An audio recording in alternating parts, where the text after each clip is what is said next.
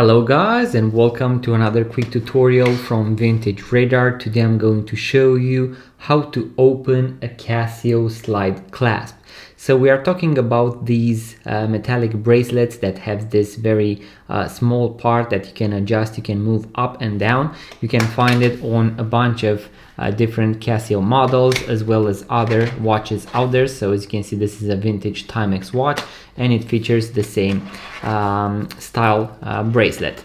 Now what you want to do is to take something that you have around. Maybe you have some proper watchmaker tools, maybe you have a pin remover, a flat screwdriver, or let's say something metallic that can be inserted right here. We have an arrow that points to where we can actually insert it. I'm going to create a small lever and you're going to hear a small snap or click, and now this part is going to slide, so it is going to go up and down and you can adjust it accordingly.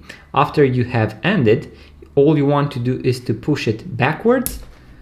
So back as it was initially, you are going to hear a small snap. Make sure to push it all the way. So I have seen some videos online where people push it only to this extent right here, and that means that the clasp isn't folded, so it isn't pushed all the way, and there is a big risk that your watch is going to fall, so this part is going to actually move, but you want to push it all the way, and you can also test it a little in order to see that it isn't moving. Then you can put the watch on your wrist, test the size and see whether you want to, let's say, adjust it a little more or not. You always want to test the watch and see if the clasp closes accordingly, and also if you want to have it a little bit looser on the wrist or more tight. You can repeat the process. And guys, that was the quick tutorial that you can do now by yourself at home.